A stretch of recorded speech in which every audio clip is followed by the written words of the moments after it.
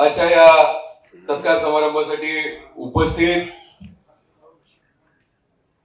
विधान परिषदेचे सभापती आदरणीय प्राध्यापक राम शिंदे सर,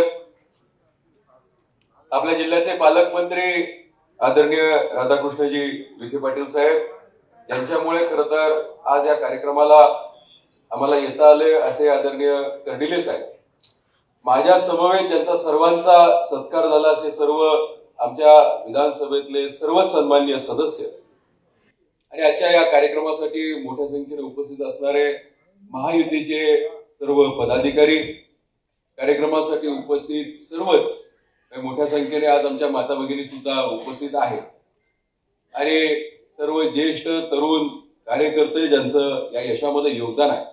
मला याला उशीर झाला त्याबद्दल खरं तर आपली सगळ्यांची दिलगिरी व्यक्त करतो, पण उशीर आल्यानंतर एक चित्र पाहायला मिळालं की बाहेर खूप गर्दी आहे. जेवढी आत गर्दी आहे तेवढीच बाहेर गर्दी आहे. त्यामुळे बाहेर बसलेले सुद्धा सर्व कार्यकर्ते, सर्व पत्रकार बंधू, मी काही बंधू भगिनी, कारण आता दोन्ही क्षेत्रात सगळ्या क्षेत्रात आमच्या भगिनी सुद्धा मोठ्या संख्येने आहेत.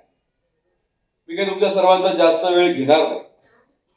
हा कार्यक्रम त्यांच्यामुळे खरा घडून आला हे मी जाणीवपूर्वक त्यांचं नाव मागे ठेवलेलं आहे, कारण मी आलो त्यावेळेस नुकतंच दादांचं भाषण चालू होतं आणि तुझ्या दादांनी त्यावेळेस म्हटलं की बाबा काहीतरी विचार झाला पाहिजे.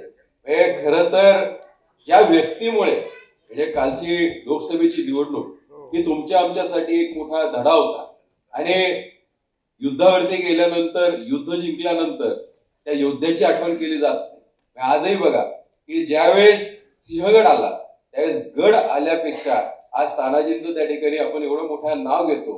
हे गड आला आणि सिंह गेला, त्या सिंहाचं आजपर्यंत नाव निघतं.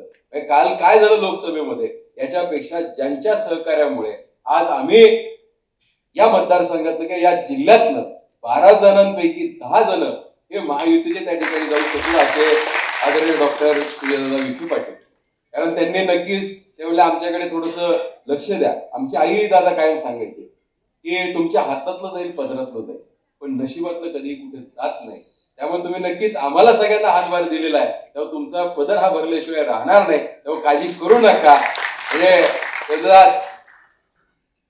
की संधी ही कधी सांगून येत नसते. त्यामुळे नक्कीच येणारा काळ हा तुमच्या आमच्या दृष्टिकोनातून खूप महत्वाचा असणार आहे. म्हणजे आज आम्ही काम करत असताना थोडी खंत वाटते की ज्या वेगाने, म्हणजे जर आपल्याला कालच्या लोकसभेला आदरणीय सुजयदादांना पाठवायची संधी मिळाली असती तर आपण जिल्ह्यातले सर्व मंडळी म्हणू शकलो असतो की गल्लीपासून दिल्लीपर्यंत आपली सत्ता आहे. तेव्हा ती खंत आपली नक्कीच राहिलेली आहे आणि पक्षश्रेष्ठी जसं कर्जत जामखेडची खंत त्यांनी दूर केली तर तशी खंत नक्कीच अहिल्यानगर दक्षिणची सुद्धा लवकरात लवकर खंत दूर करतील.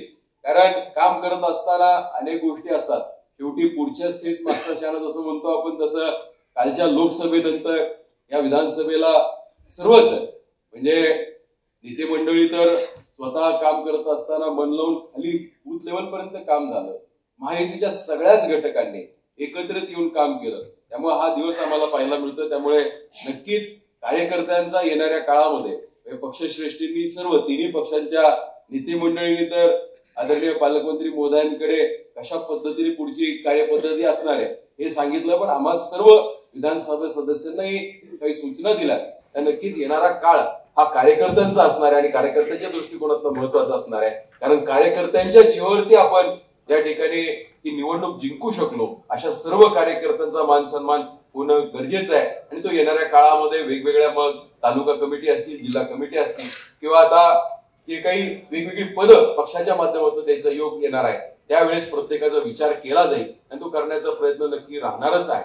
आज या ठिकाणी आम्हाला जो काही आमचा सर्वांचा आदर व्यक्त केला त्याबद्दल मी अक्षयजी कर्डिलेंचे सुद्धा विशेष असे आभार मानतो. आणि मला आधी सूचना दिली होती, मी तर साहेबांना म्हणलो साहेब तुम्ही एकटेच बोला, त्याच्याने तुमचा सत्कार आहे, सत्काराला तुम्ही सगळ्यांनी उत्तर तर नक्की दिलंच पाहिजे. आम्हाला काम करण्याची संधी जी काही मिळालेली आहे, आज एक मोठं व्यासपीठ त्या ठिकाणी आम्हाला उपलब्ध झालेलं आहे. आम्ही सर्व सदस्य त्या ठिकाणी आपल्या परिसराचे प्रश्न मांडण्याचा प्रयत्न करत असतो, पण आता नुसते प्रश्न मांडून चालणार नाहीत, तर प्रश्न सोडवण्यासाठी आज पालकमंत्री आहेत आणि वरच्या सभागृहाचे हेडमास्टर सुद्धा आहेत. म्हणजे आधी सर होते, आता ते प्रमुख झालेले आहेत. त्यामुळे त्यांचा इतका रुतबा आहे, म्हणजे मुख्यमंत्र्यांनाही तिथे कधीही ते हक्काने सांगू शकतात.